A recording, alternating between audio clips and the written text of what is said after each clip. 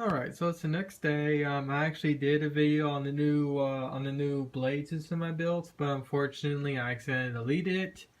Well, actually I did. Well, yeah, I did accidentally delete it. I was restoring my iPhone iOS 10 point whatever because iOS 11 sucks, and I forgot to transfer over the video file. So yeah, but I'll start from where I'm working on right now. So here I have the body printed out. I'm heavily modifying the FT Slinger that they came out with from 2013. So here's the body. I'll be modifying the body slightly, as you can tell by the H line right here. I'm going to be putting a center mass right in the middle to help to hold the actual rotor and whatnot. But other than that, the actual body itself will more or less be exactly the same. But here's where I change it up. I've cut the wing down quite a bit. That way, so I can have that way so it'll be stubby, and it'll also be able to give lift if it turns out the rotor doesn't have enough lift, which I think it should. But it also gives me a nice little platform to put rigging on to help hold the mast on, to help hold the rotor mast on the aircraft without it giving out. And here's the other thing I decided to modify is tail section.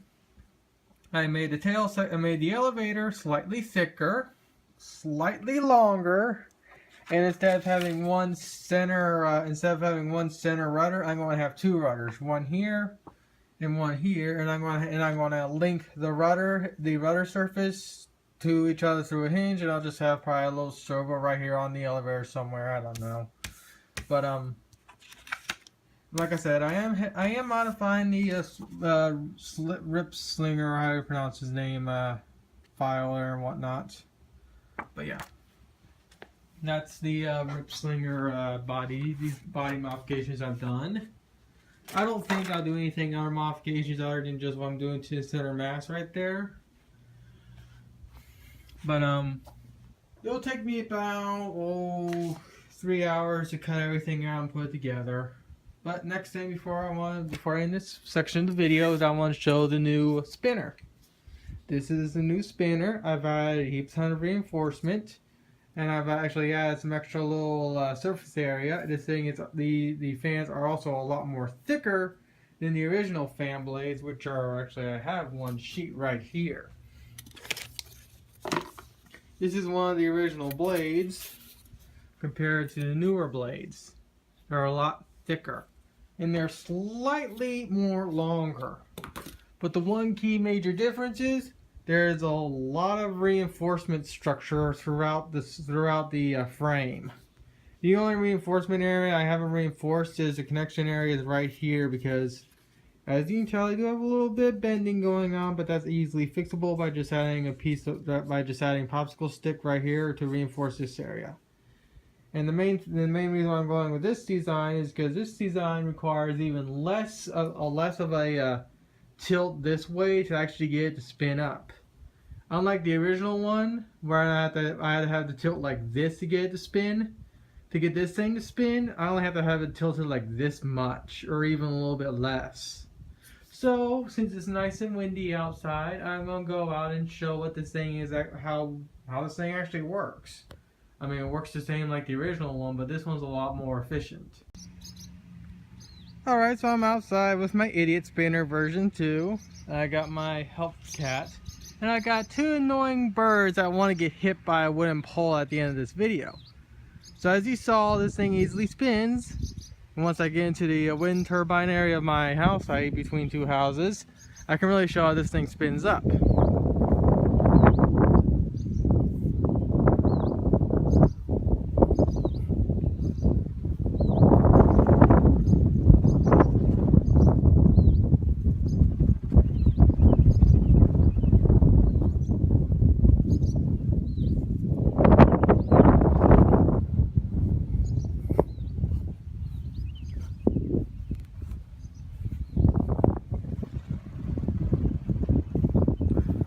But it seems like for the best spin, I have to tilt it like this. So that's actually quite a bit less than like this when I had to do the original one. Now I just have to have it spun up like. Now I just gotta have it at this to get it to spin up. And if I go fully like this, it actually has a lot of force pulling this way. So this design is the most efficient. As you clearly can tell, I'm just sitting here and this thing's just spinning away. And there's quite a bit, and this thing has quite a bit of pull. So I'm managing to turn one of these idiot spinners into something that's actually pretty freaking cool.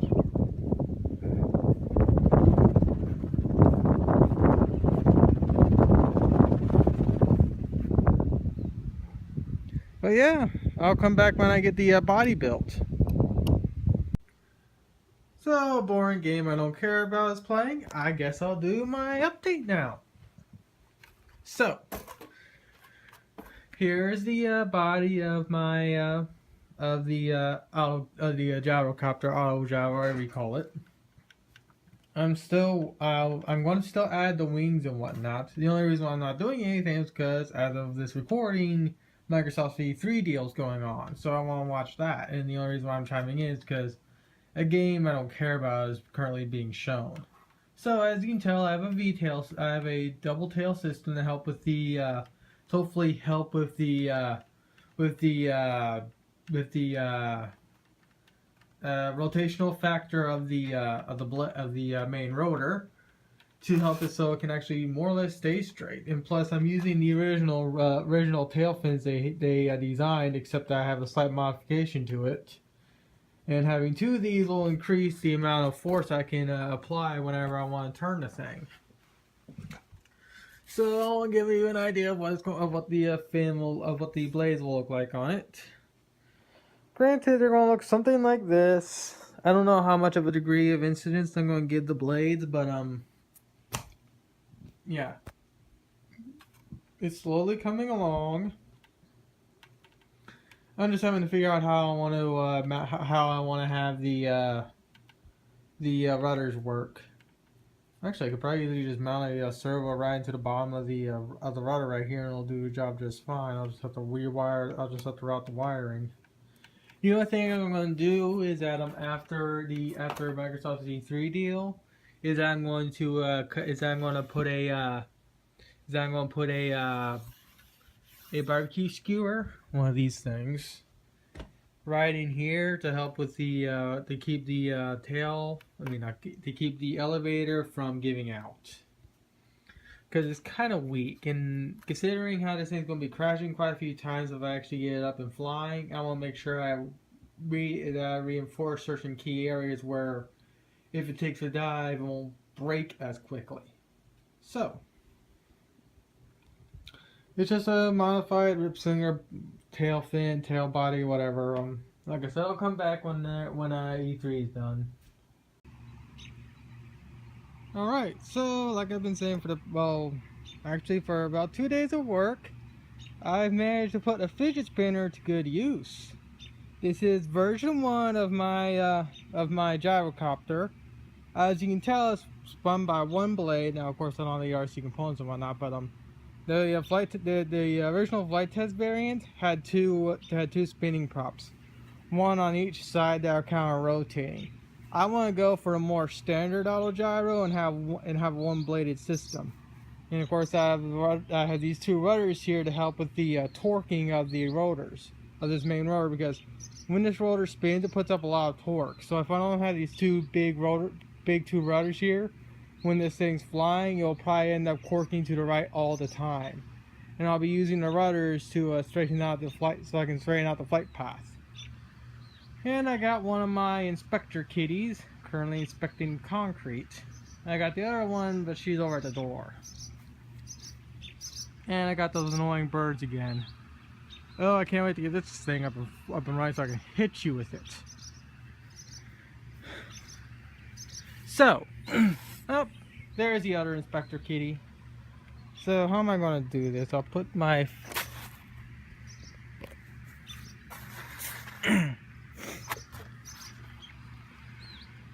now the way I designed this thing had the rotor has 7 degrees of tilt Basically, it's at that sweet spot of to where if I want to go fast, I can keep. All I have to do is just keep the thing level.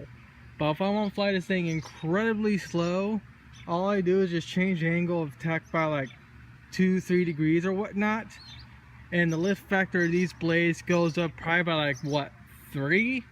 So this thing doesn't require much to actually get the blade spinning. And that's with the thing being level.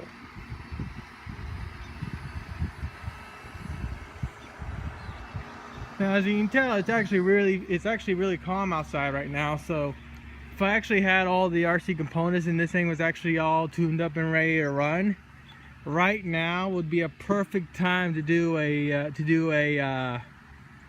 maiden of this thing.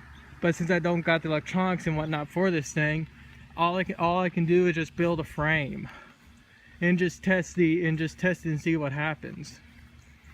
But overall, it looks like this frame may just work. Now I just gotta wait for it. Now I just gotta hope I can get the electronics for this thing. And one nice thing is I have it set up to where I can easily remove the actual blades. That way, so if I need to replace the fidget spinner, I need to rebuild the blades, rebuild the blade system because one got beat up, whatnot, I can easily do that. The only thing I have to do is I need to probably drill like a small little hole in this little wooden peg and actually put like some type of locking system in there. That way, so when I actually go fly this thing, I won't have to worry about the blades falling off. Now, granted, if that somehow happened, I'm pretty sure this wing area right here will be more than enough to allow me to basically hot land this thing, as in land it at full blast or full throttle and whatnot. But overall, looks like this little gyrocopter is coming along just fine. The only thing I'm going to end up doing is I'm going to end up adding some more reinforcement to this area right here, so this area doesn't bust. And I'll come back when I get done with doing that. All right, with today being over, it's currently almost 10:45 p.m. I finally got the thing to a state to where I'm happy with it for today, and I'm calling it quits. And I want to show off for the end of this video and whatnot. So this is as far as I've gone now. I redid the little area where the spinner attaches. It was originally a little bit too tall, and the actual amount of degrees was too low. So now I gave the head a degrees of 7 degrees. That way, so when this thing is flying level, it will be able to gather air and actually provide lift. But the nice thing is that if I change the lift up ever so slightly or tilt the angle of attack ever so slightly, the lift factor for this blade increases tremendously. And apparently my cat wants to be an inspector too. All right, let me close the door. Oh, Patty, you're completely annoying. I can't even do a video now, can I? So, I'm still incorporating the fidget spinner, and like I keep saying, due to the fact that the thing spins so easily, it makes a great little bearing system for a freaking gyrocopter. As you can tell, I added an extra fin to the back, mainly so I can actually add some outriggers, so I can have an outrigger from here to here, and here to here to support the aileron, and then put another outrigger somewhere from here to about here, so to support the main rotors. I also added some stubby wings. I was originally thinking of actually adding support to putting some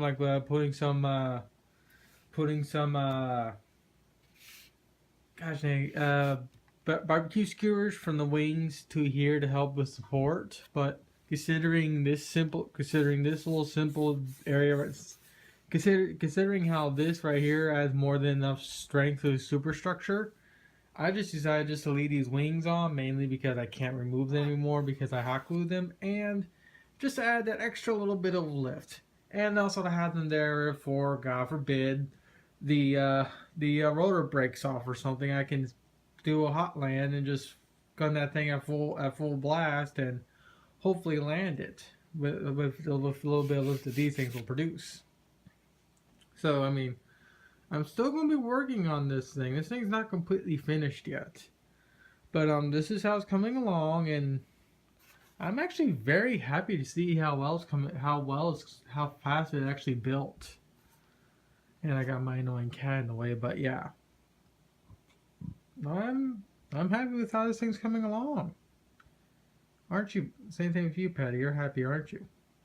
Yeah, you're happy. You also don't want to be on camera.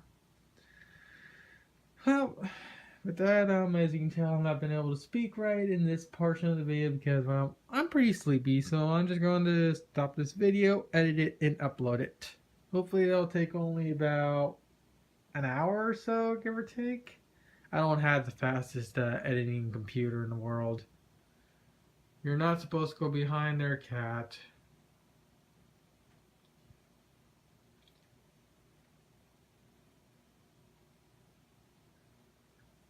Yeah, I have to put up with this a lot. Next to the three outdoor ones you see in my videos every so often whenever I'm doing these type of videos.